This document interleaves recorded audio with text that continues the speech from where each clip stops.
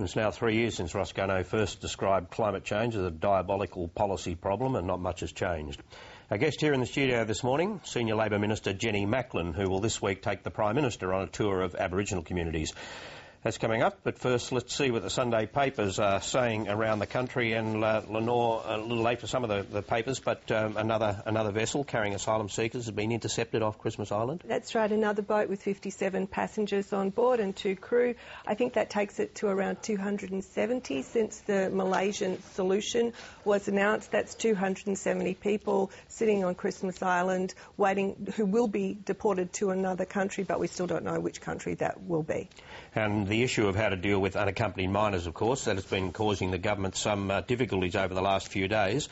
It looks as if the government has given in, to an extent at least. Here's the Minister, Chris Bowen. Unaccompanied minors are come from a wide range of circumstances. We have girls who may be 12 or 13 years old. We have males who may claim to be 18 but may be significantly older than that. So, of course, you deal with these cases on a case-by-case basis. Chris Kenny, welcome to Insiders. Thanks, Barry.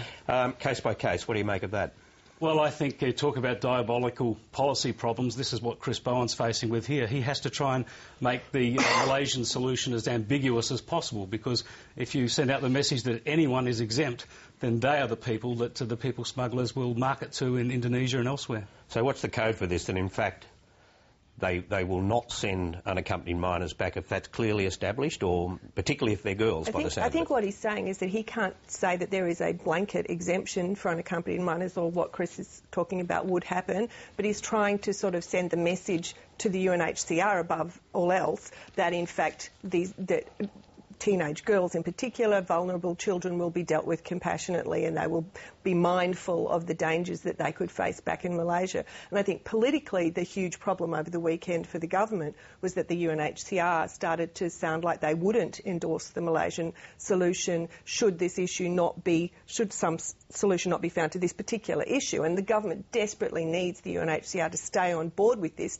for it to have any credibility at all. So the government's found a form of words to satisfy the UNHCR? Well, we'll see I think it depends on the final form of the agreement when we find out what deal they have actually finally struck with Malaysia, and then what the UNHCR says after that. But the government is really battling to keep this together. But what are unaccompanied kids doing on these boats in the first place? How does that come about? Well, I mean, the point is that the way this system works, the way this evil trade of people smuggling works, is that people will exploit it any way they can.